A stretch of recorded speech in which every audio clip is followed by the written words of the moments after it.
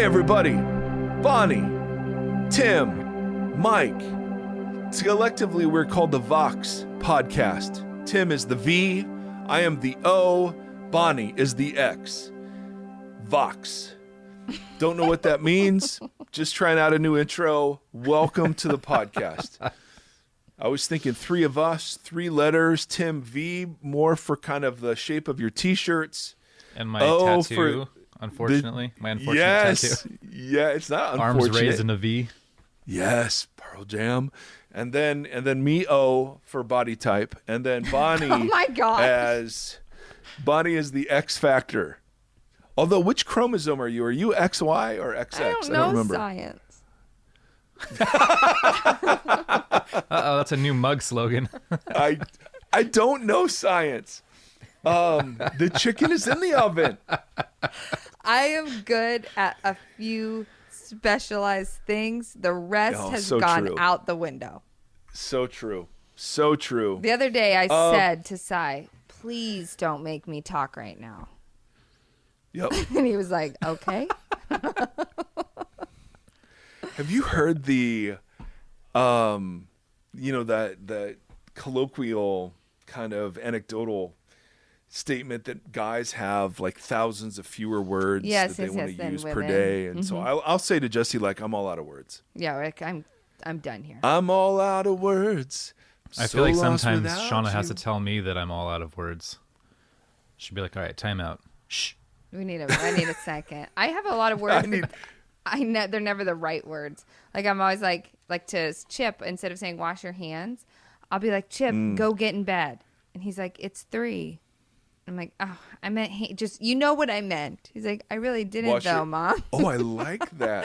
I spend almost all my time with a 3-year-old, so when an adult comes home, I'm like, I want to have a conversation. Yeah.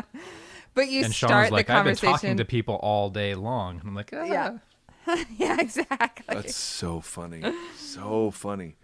Hey guys, I mean, just to sum this little thing up, men are from Mars and women are from Venus. Wow. Okay.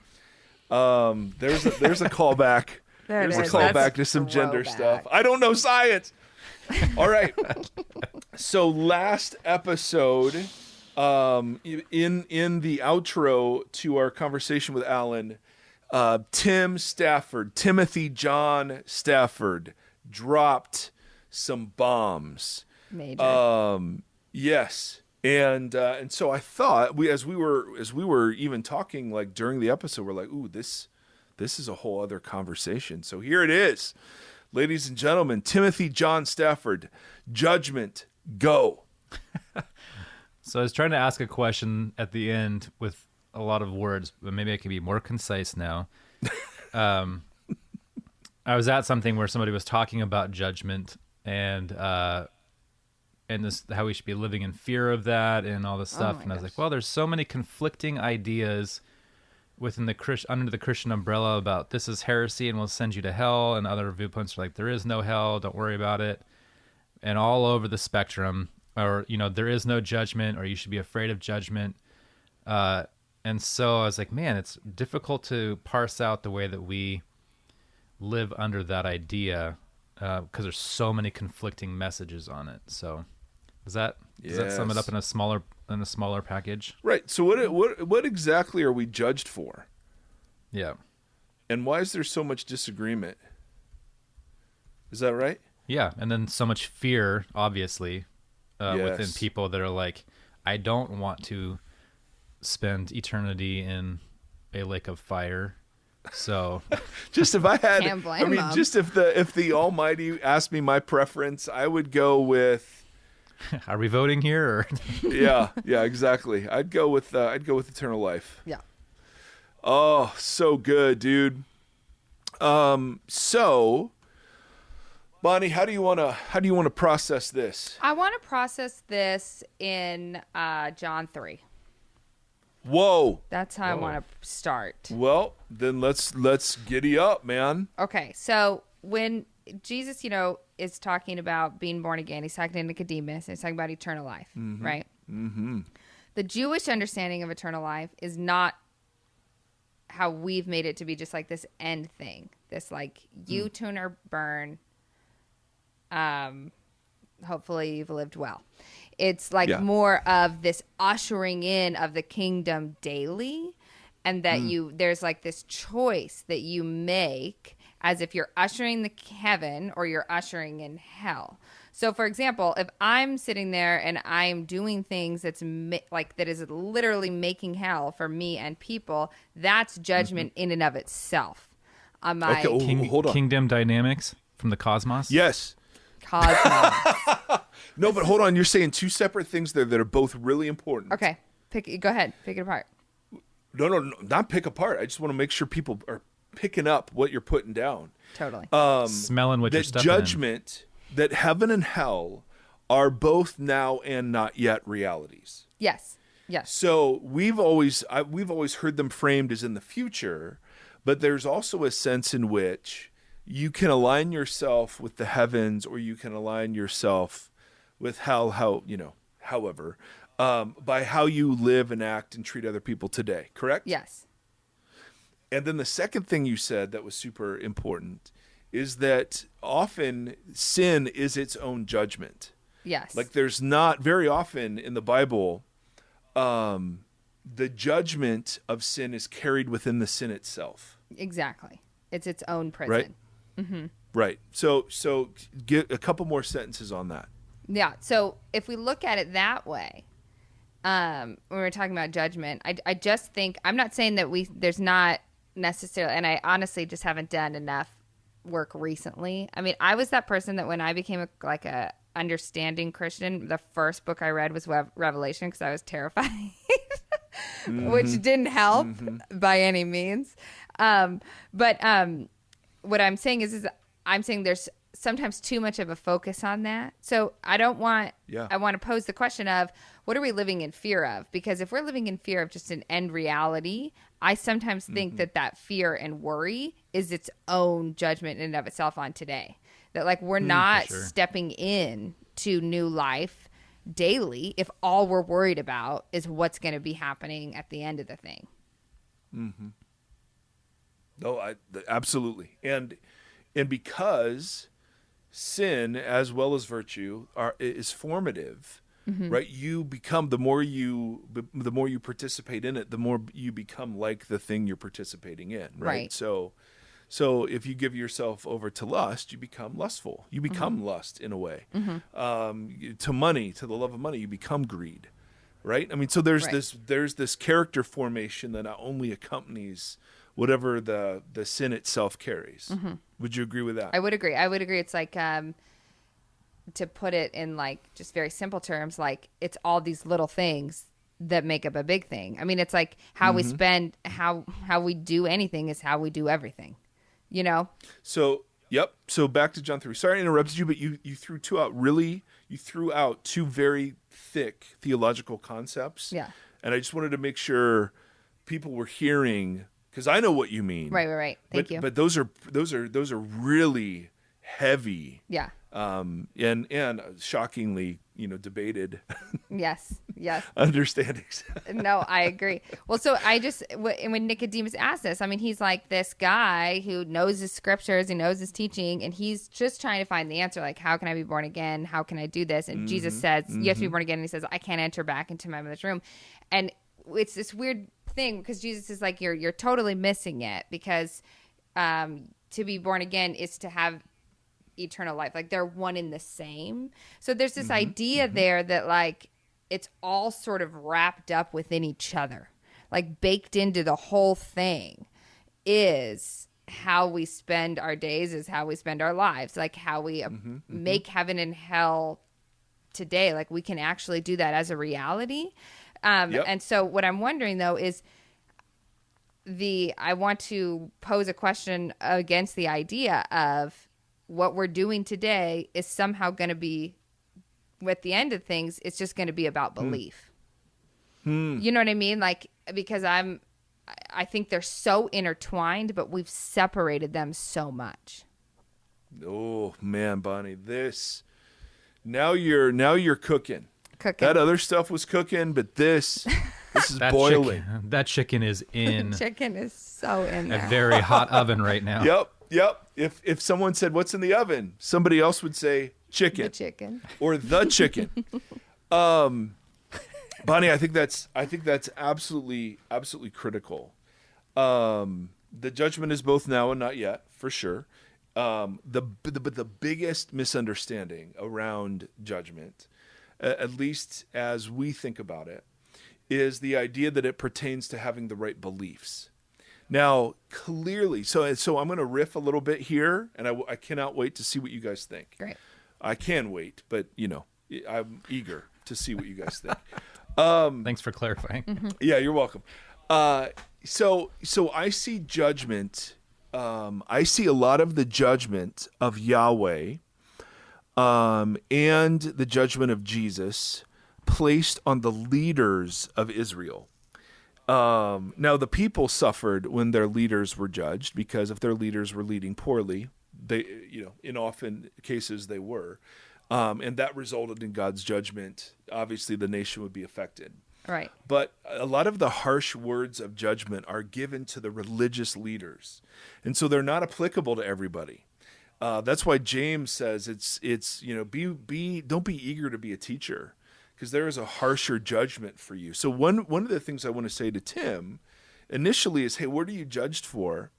Well, you're judged first and foremost, not as a teacher, right? I mean, there seems to be this extra thing. I mean, in 1 Corinthians 3, or is it 2 Corinthians? I don't remember, where Paul's talking about, I think it's 1 Corinthians, where Apollos watered and Paul planted, and then they built the house, but that house will be judged, right? He's talking about them as leaders being judged. But we take that image to mean, I may make it, but just, but I smell like smoke when I show up. No. That's talking about God testing the leadership, and the rootedness of what a church leader has done. Now, I'm not saying church leaders are special. I'm just saying Jesus and Yahweh point them out as special in one very specifically negative way, which is they will be held accountable for their leadership over God's people. Does that make sense so far? So the first thing I want to say is, listen, a lot of the fear passage stuff, a lot of that's directed at religious leaders, right? So often hell is invoked in the New Testament around religious discussions about inclusion and exclusion, and that Jesus is always, he very much affirms some of the Jewish expectancy around judgment, but reverses a lot of the other parts. That it's the religious leaders who will be judged, and it is the others who are hungry and thirsty for righteousness that will be welcomed into the kingdom. So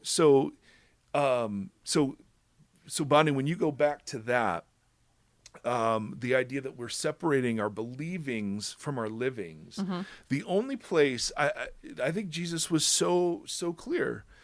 If you hear these words of mine and you put them into practice, you are like somebody who builds a house in sturdy ground.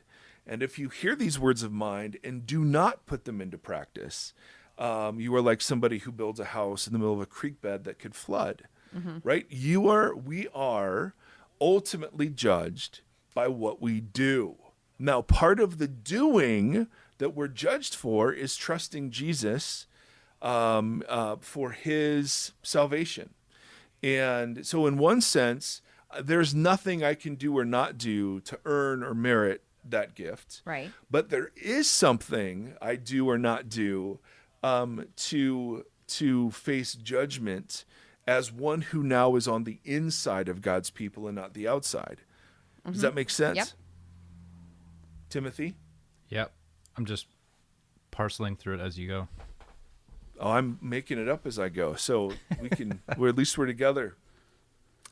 So for me, if somebody were to say, I mean, Jesus says it himself, like, you'll call me Lord, Lord, but I will say I never knew you. And the new there it's the relational knowing. It's like Adam knew his wife. It's like, it's not just, or why do you call me Lord and not do what I say? Yeah. I mean, it really is that simple. How, in 1 John goes nuts. I mean, if you love him, obey his freaking commandments. It's that, I mean, Right. It really is that simple. And so whatever it is that you know in your head, obey that. And if you don't know where you land on women in ministry or speaking in tongues, fine. You're not judged for that. It's the abuse of power that causes church leaders to use the threat of punishment to back into non-essentials and turn them into essentials that God will judge most harshly. Absolutely. So you're saying it's what we do with our power or our privilege that God is, in terms of the church leaders, that God is going to judge, not what you believe and stuff, if that makes sense. Okay. No. Thank you for saying that. I said it so eloquently. Doctrine, what you believe in. no, stuff. but doctrine absolutely matters, because Paul says to Timothy, persevere in doctrine, or teach sound doctrine, because if you persevere in sound doctrine, you will save both you and your hearers. Now, so there's some, and again, it's back to the previous episode there's some of the revealed faith that is, and it was the pronouncement of Jesus, right? It was that message in Acts that's transformative and saving. Absolutely. That's true. Okay, sorry, hold on. I don't get that. Because if it's going to save both you and your hearers, I think I've heard that out of context, as then the hearers are taken off the hook. We can go to church, we can attend church, we sit there, it's on him, I heard it. Doesn't really matter what I do. I'm under his authority. Does that make sense? And I'm trying to say there's something to that. I know. I'd never say it that way, but I cannot. It seems to me there's so much prophetic critique of kingship and priesthood in the Old Testament. Mm-hmm. And then again, what's Jesus doing when he's talking about all the judgment passages? They're all in the context of religious abuse. Right? And the 7 woes to the Pharisees. I mean, my goodness, or some will be cast outside. Those are all parables talking about Israel. Those aren't parables talking about the last days for Christians. Those are parables talking about the judgment to come on Israel. And that judgment was real, and it happened in AD 66 with the Jewish War, right? The Roman Jewish War. And so somebody like N.T. Wright will say, listen, yes, judgment is real. It's prefigured in Jesus, but it's also hinted at in Paul and the epistles and pictured and symbolized in Revelation. But so much of the judgment that Jesus was talking about was an actual historical judgment that happened, right? Mm-hmm. On the Jewish nation for their rejection of the Messiah. That judgment happened. So the big thing I'm trying to say, not saying it clearly, is that so when we get to judgment talk, you have to be super careful about who is the object of the judgment, because we all read judgment as it pertains to me automatically. And I'm saying no. First point, so much of it's to church leaders. So here's this passage in 1 Corinthians 3 where we talk about, do you build on the rock? Do you build with wood, hay, and stones, or do you build with precious metals and your work will be tested? I always thought that was talking about us individually. If you read the context, that's talking about Paul and Apollos being judged as church leaders. I'll get to your question in just a second, but I'm trying to frame it in, and then my second point is that very often when Jesus is talking about judgment, he's actually talking about a literal thing that's about to happen. Okay. When he talks about, you don't want to be pregnant in those days. Yeah. So much of his discourse is in Matthew 24:25. Yes. Right. And again, these are all hugely theological, controversial points, but I think a really great case can be made that what he's referencing there is the judgment to come through the Roman army and the destruction of Jerusalem, and the fact that the temple will not, 2,000 years later even exist. Does that make sense so far? Yes. So my first response is, hey, we have to be super careful who the object of judgment is. Now, for you, your point is, well, but then does that leave us off the hook? Absolutely not. And here's the reason. As carriers and inheritors of the Spirit of God, and as individual disciples of Jesus, we are called simply to obey. Now, what you may be obeying, right, could be something we would disagree with, right? So here I am. I'm a woman. I'm called to teach. I'm called to preach. I'm in a church. that doesn't allow me to do that. And my obedience is to not do that, right? Who's held more accountable there? You know, let's say the egalitarian position's right. Who's held more accountable? Well, obviously the teacher is. Mm-hmm. You know what I mean?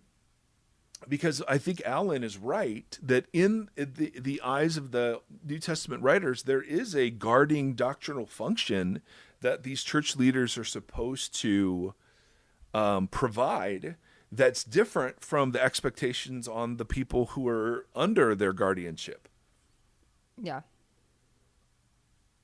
Does it make sense?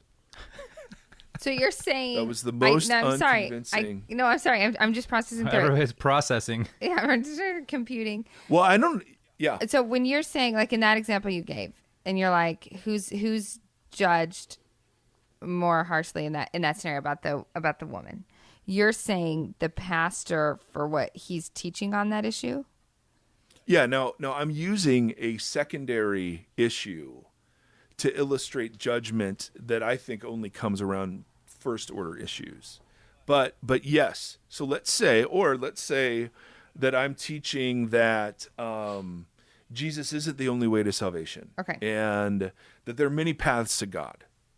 And you are a sincere, open-hearted, I'm open to God, I'm looking, I'm reaching, I'm seeking, I'm finding, and you get hit by a bus when you hear that. Dang.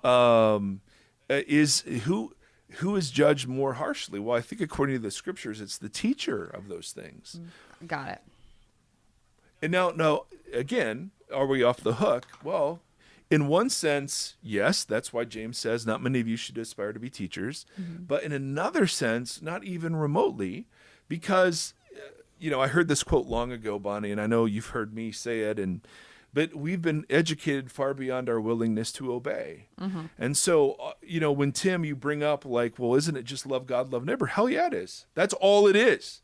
Or Paul will say it even more directly. The only thing that counts is faith working itself out in love. Mm-hmm. There you go. Yeah. There you go. And that stuff all makes sense with the, my brain is crowded, so I tend to hold on to little nuggets. And so obviously Gombas's dynamics thing was, for me, has been playing itself out over and over and over again, and leaning into those dynamics and how it's that and Bonnie, you just said it too, all the small things that make into the larger picture. And Mike, you illustrated with like, if you give in to lust, you become lust. Like, so leaning into these dynamics within. So if I'm leaning into those kingdom dynamics and they literally are spearheaded by, love the Lord your God and love your neighbor. And then that bleeds out into, if I'm leaning into that bleeds out into everything, mm-hmm. right? Because it becomes the dynamics under which I operate. And you become the kind of person who is fit for the new creation. Right. Mm-hmm. So there's a sense in which, Bonnie, your talk about eternal life comes in here. And I don't know that this is true.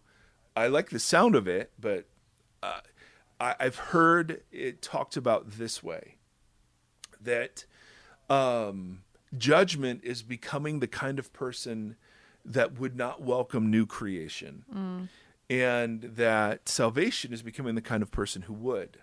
So that when new creation arrives, I don't know. Judgment is becoming the type of person that would not welcome new creation. Salvation is the type of person that would.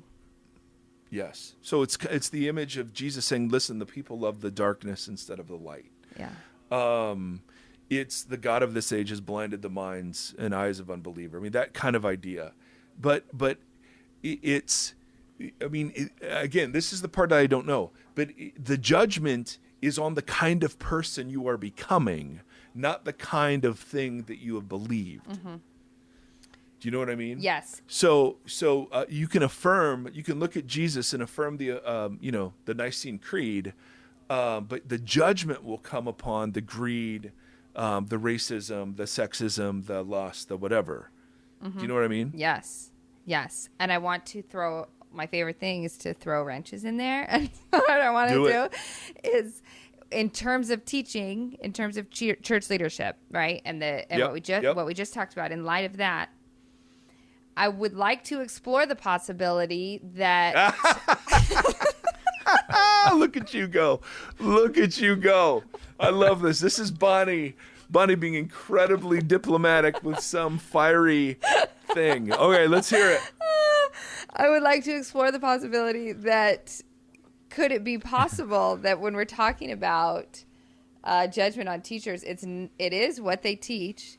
It is also how they hold the teachings and how they teach others Absolutely. to hold the teachings. And like, I think that there is a inherent problem in what we've been discussing. If you are a teacher and you tell somebody something and then they're just supposed to believe it versus teaching people to wrestle with it. Because if wrestling with things creates in us salvation or judgment, creates in us heaven and hell, and that's how we get there, right? Is like through this wrestling and this dialogue and making choices and discerning and working it out every day. If we're not taught to do that, then I think that there's an inherent problem there. Right. So what I'm saying is the judgment 1000%. not only on what they're teaching, but how they're teaching and how they're teaching us to discern through it. Well, think about the critiques in Matthew. Woe to those who love the places of honor. They sit in Moses' seat. You should do what they say, but not do what... You should do what they say, but not do what they do. Yeah. It's so I mean, true. it's yes, of course it is. Yeah. And it was that very same insistence that caused, in some cases, them to miss Jesus altogether, right? Mm-hmm. So my philosophy brain needs to summarize. When we talk about judgment, it is a real thing. It is. There are thousands or hundreds of passages that warn about judgment. That is true. There is. And there seems to be one big one, which seems to be who are the people fit for the coming kingdom and who are the people that are not fit for the coming kingdom.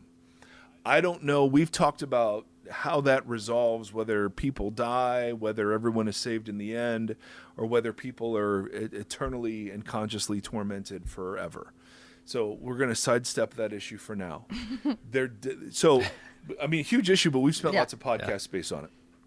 So then the issue becomes, okay, for those who are part or want to be a part of the kingdom movement, there seem to be strains of teaching in the Gospels about different sort of accountabilities. Teachers seem to be held responsible for their, not just for themselves, but for their gospel, their teaching. Absolutely. Right. There's also the strain of teaching that says judgment isn't always something external. Sometimes it's built into the thing itself. Right. Right? And a lot of the Old Testament Hebrew words for disaster come from the words for sin and transgression, which is interesting. Right. Kind of supporting that idea. There's also the idea that judgment isn't just something in the future, that God, Romans 1, God is presently, his wrath is presently being revealed against unrighteousness. And it's being revealed that way by God giving people over to their lusts, to their desires, to their whatever. So God's giving over can be a form of judgment. Then you have the warnings about time, talent, treasure, all those sorts of things. I think a lot of that is about Israel and about the coming judgment to Israel. And this is all N.T. Wright stuff. So I refer you to that. But I do think if there is a test for believers, and test is the worst word possible, it's about the kind of person you've become as a so-called kingdom person that is far more important than the beliefs that you hold. Now, there is a direct connection between the beliefs you hold and the kind of person you become. Yeah. Right? You cannot outrun the vision of your picture of God. This is a Greg Boyd point. That to whatever degree your picture of God is true and good and beautiful, you will begin to reflect that picture of God. And to the degree that your picture of God is that he is punitive and mean and angry, you will reflect that vision of God, right? Yeah. So your theology absolutely matters. But as an unpersecuted, very inward-focused church in America, we have time to parse out differences rather than ever having to be forced to focus on similarities. And so what we've done is created an environment where there's so many places of disagreement. And I think one of the great gifts of coming, whatever persecution looks like, one of the great gifts of that will be, listen, I don't care if you're a six-day creationist or you're not.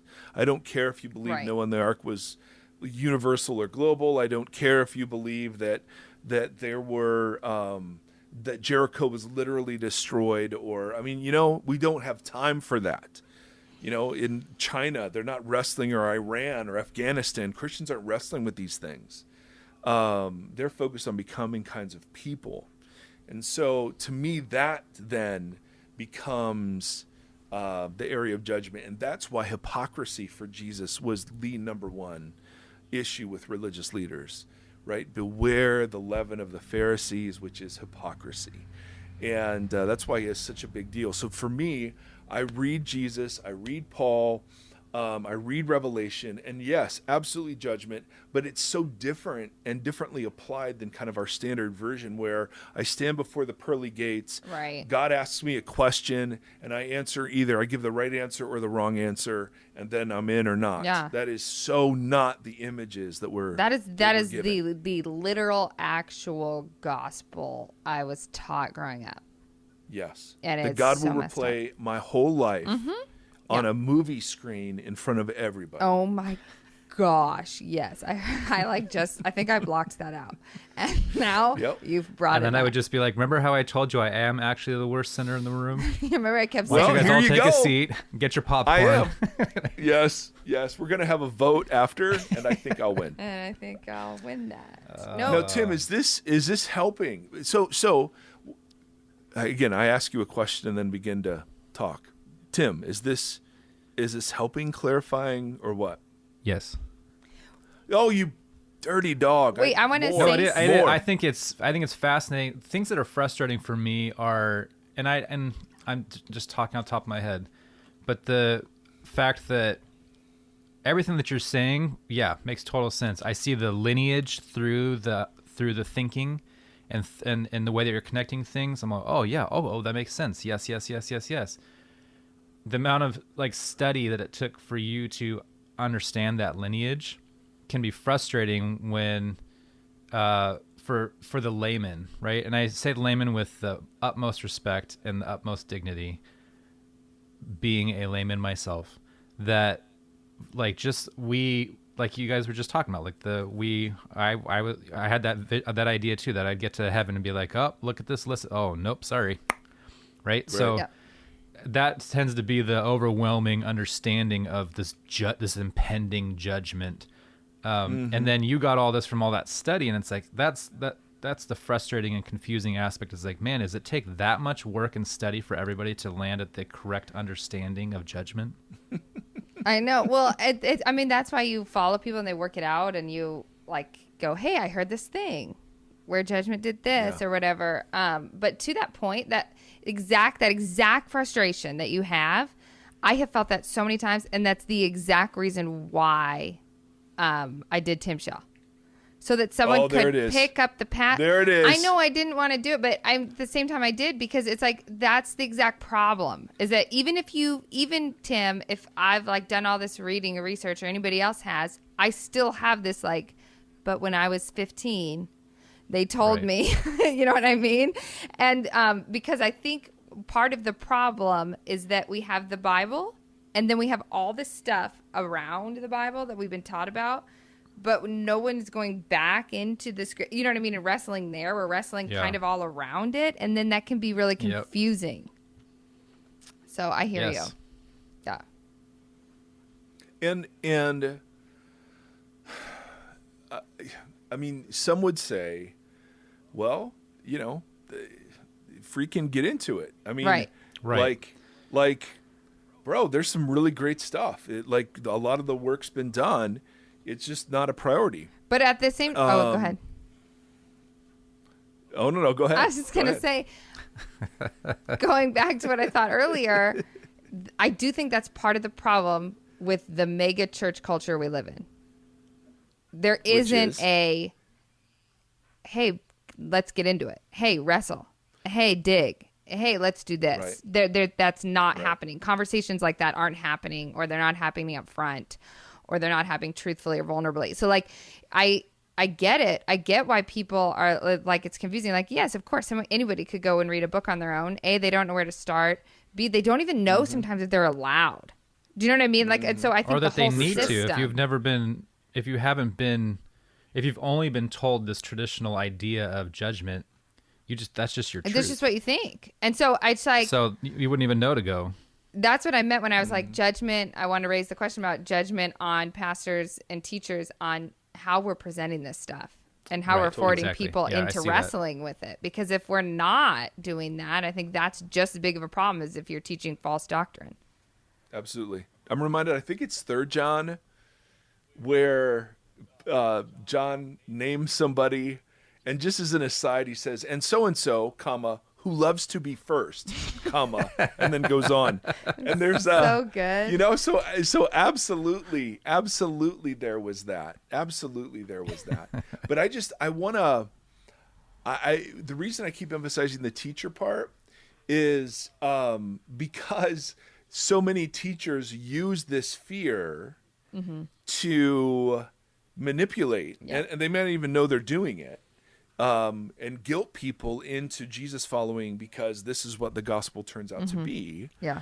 And we just want to say, listen, no, hell something. It's Jesus isn't warning. He's not warning about nothing. There's something to this. Absolutely.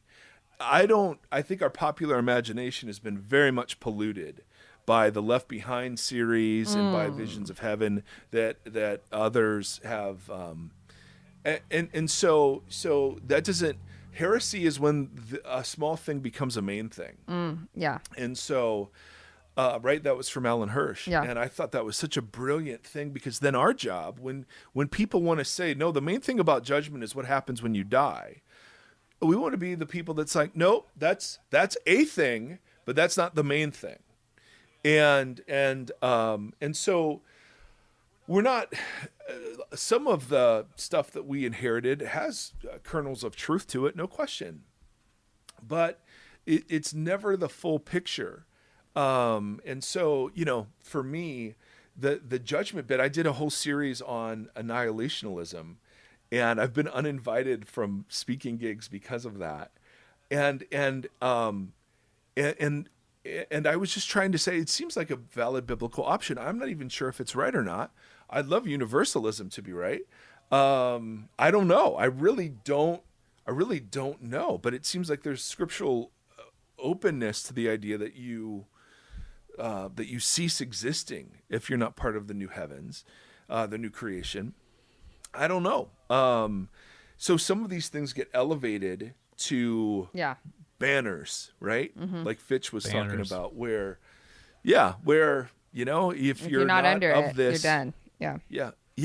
And we're like, there are very few banners. Well, because the more banners you live under, the less chance people have to work things out and to make choices and to become the people that believe. You know what I mean? It's all totally. Sort so of what about the Mormon? What about the Mormon who was raised to believe that Jesus of Nazareth is real, but Jesus is not part of a Trinity, that Jesus isn't a unique Savior, that Jesus, and again, some Mormons may even disagree with how I'm caricaturing their position. But yet you sit and you trust this vision of Jesus. Or let's say I love Rob Bell wrote in Love Wins, he's like, what if your missionary got a flat tire? And, to me, the point of the book wasn't his universalism. It was the really profound questions of, well, how much do you have to know before you're in? You know what I mean? Yeah. And so people get so convoluted. I mean, like one of the answers I was taught was, well, the people who never heard, they live in those regions because God knew ahead of time they'd never accept him. That's a legit answer. I've heard that. Yeah. From massively smart Christians.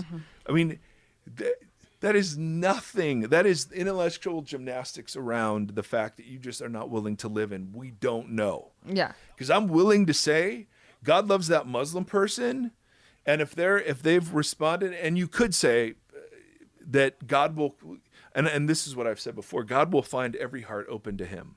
Absolutely. Yeah. In one way or another. And I believe that, no question. But I'm also open to the possibility that somebody who is Muslim, who Jesus appears to in a dream over and over again to the point where they're like, this Jesus thing is real, but I'm culturally Muslim, I live in Afghanistan, and I don't know what to do.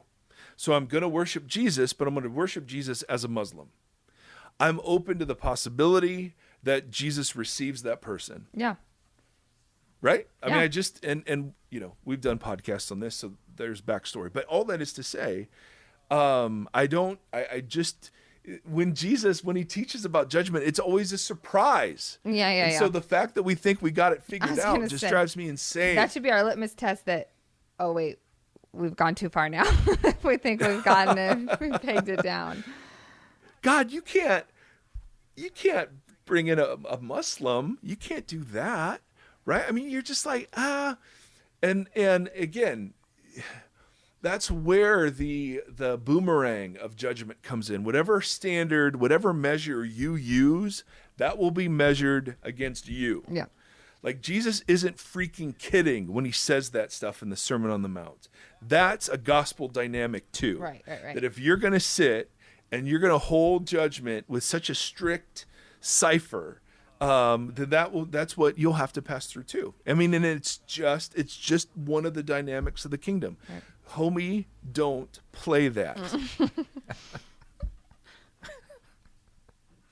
So that's why I hate self-righteousness. That's why I hate hypocrisy. Those are the things that disqualify you from the kingdom. Right there. Self-righteousness because you don't think you need it, and hypocrisy because you pretend that you're better than you are. Yep. Yeah. Okay, you guys are so fun right now. Well, I just thought of this is like that is one of my my biggest hill I'm gonna die on. I cannot stand when people act self-righteous or the rules don't apply to them or they can do whatever they want. Does that make sense? Even just in society, that really bothers me. And I invent parking spaces. My wife gets so mad at me. You are that person. Is that what we're talking about? Yes, and I have a scale. That I discussed this with my husband. Okay, do you guys remember? Oh, I love it. Ryan Lochte? Yes.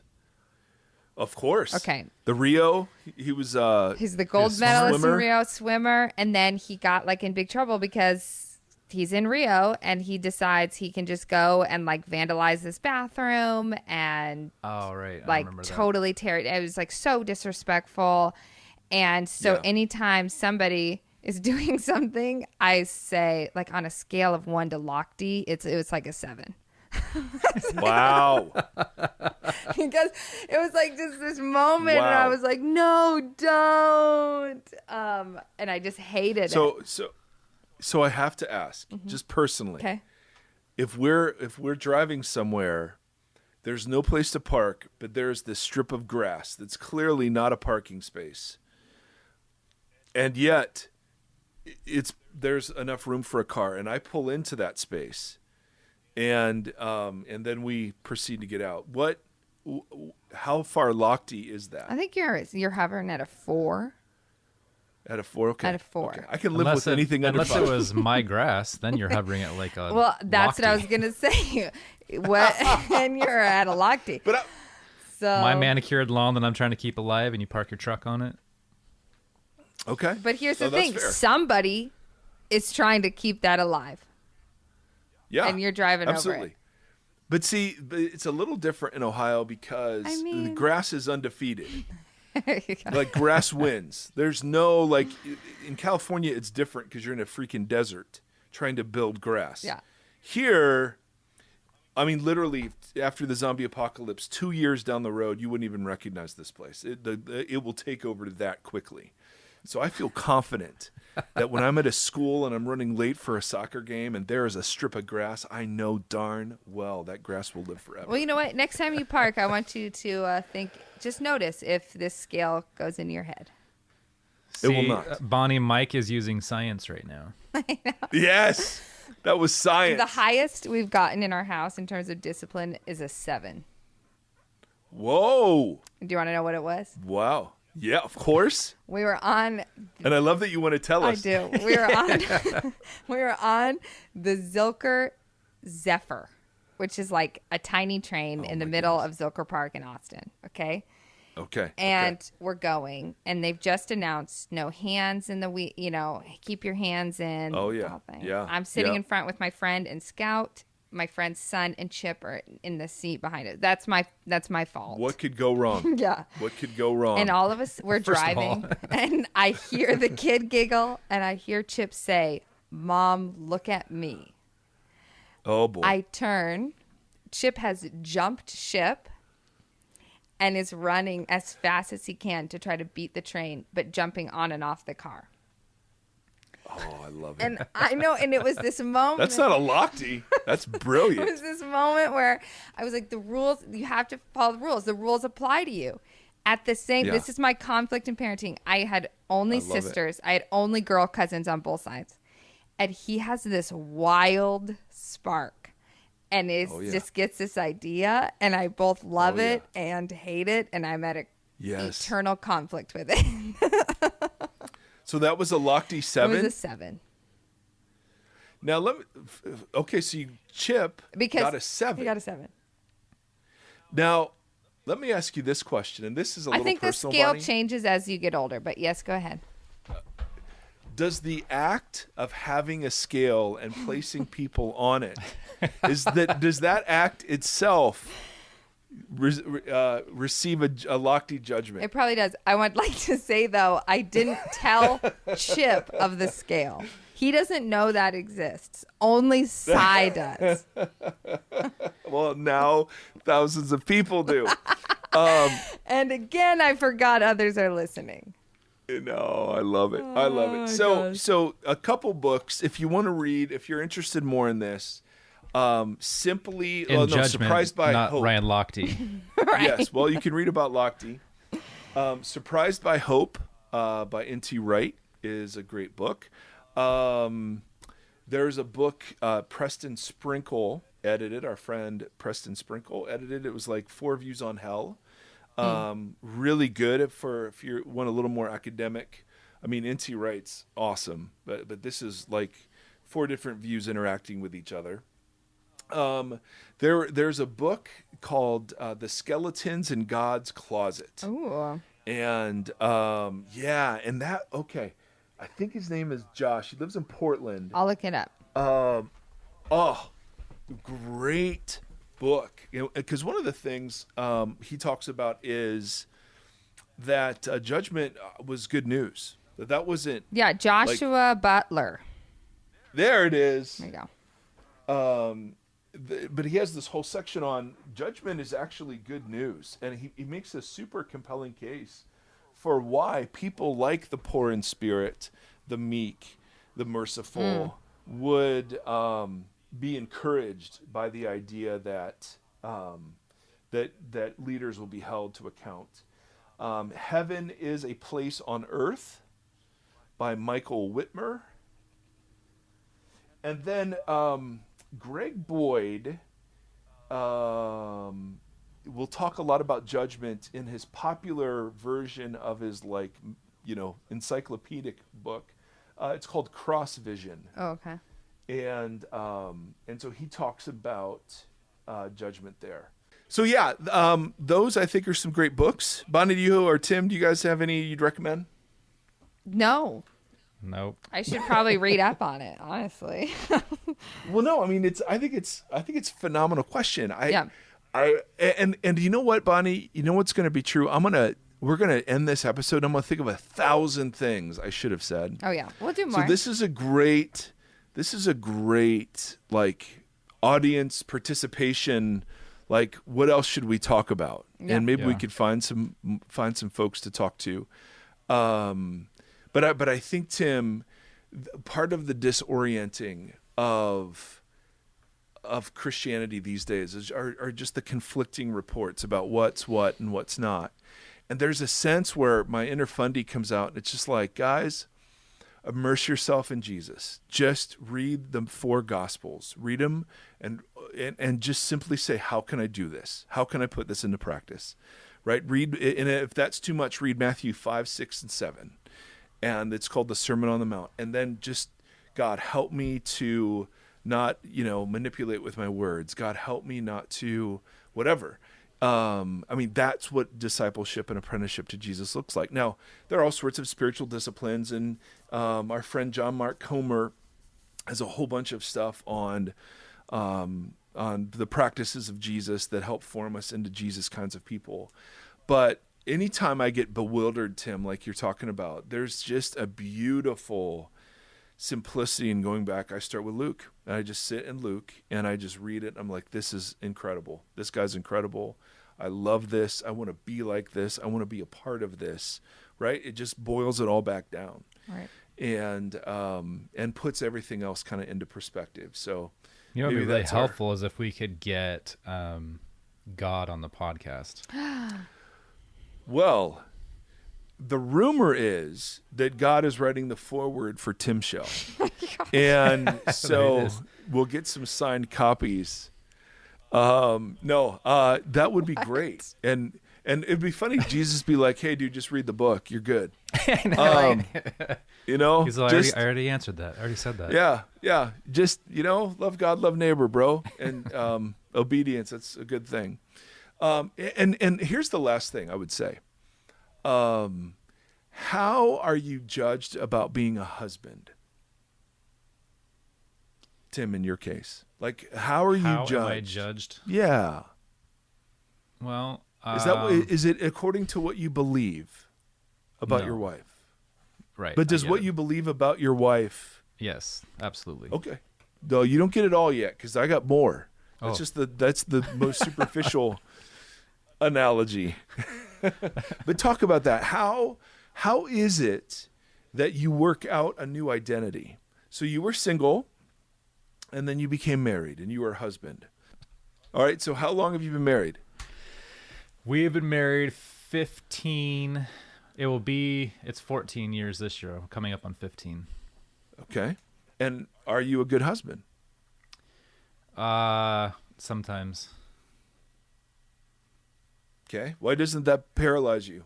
Why don't you just stop husbanding when you're a bad husband? Because I want to be a good husband. Why?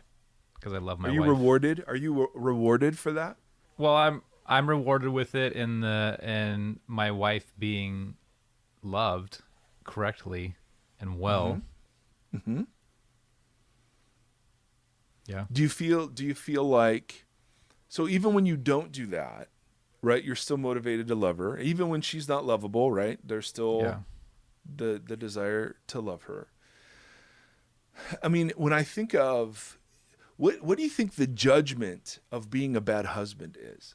I mean, in the long term, like if we're speaking in the ways in which I was confused about judgment to begin with, then it would be her leaving. Mm-hmm. Right? Is that what you're asking? Yeah, no, that would be one. But what about others? Would there be others? Just I'm sorry, this is so muddy. It's totally clear in my brain. Bonnie's looking like I don't know where Erie's going, and Tim's like, dude, okay, maybe we cut this. I have no idea, but let's just keep playing. All right. Just strife and unhappiness and discomfort and pain and. Yes, it is relational judgment. It is not judicial judgment. Right. And so we have in our brains a judicial framework for God, right? He is the judge. Here is the law. I am guilty. I am punished. Right? Yeah. That's one picture Paul uses, but it's not the picture that Jesus uses, right? The images that Jesus uses of judgment are all relational. I never knew you, right? You're at the party, but you're not fit for the party. You're wearing the wrong clothes. So you're cast outside, right? Those are all relational images of judgment. And so to me then, how you evaluate a marriage is how you evaluate or any friendship, is how you evaluate a relationship with God, right? It's about the kind of person you are. It's about improvement, not perfection. It's about progress. It's about, you would measure a good husband so differently than you would measure whether or not I'm a good Christian, right? Because the good Christian bit, I mean, is being a good husband taking her on a date night every week just because you're supposed to do that? Is that what a good husband is? No. Is a good Christian just someone who reads their Bible because they're supposed to and go to church? No, right? It's about your affection, your desire, your love. Whether or not, what makes you a good husband or not has to do with how you orient yourself to your spouse, right? And whether or not you do that even when you fail. And that, to me, is now we're cooking. Now we're cooking about what judgment means and what salvation means, right? And yes, what Bonnie said is true. It's built in, absolutely, and it's external also. Because yes, there is exile in the promised land if you blow it. And there is exile in marriage if you're a bad husband long enough. Absolutely. But the primary judgments aren't those. It's the fact that there's discord and there's fighting and there's, your whole life is off. Yeah. When, for those of us that are married, the marriage is off. You know what I mean? Mm-hmm. Yeah. All right. I don't know if this was worth it, but I thought there was something good in there. And Bonnie looks away and Tim is silent. I liked it. You always are acting like I have, how you rock, I doodle. Look at this Christmas tree.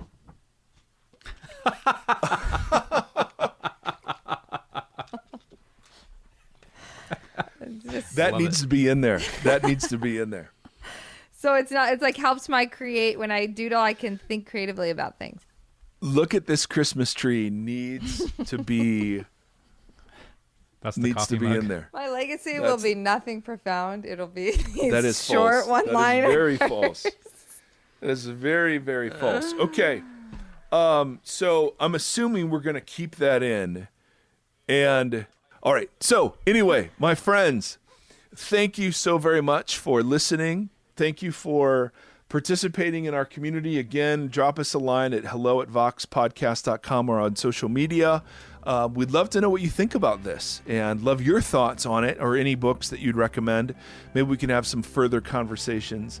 And as always, if you would take the time to share this episode, to subscribe to it and rate it on whatever podcast provider you use, and then check out voxpodcast.com for ways that you can financially partner with us. All of that is very appreciated, friends. Until next time, thank you.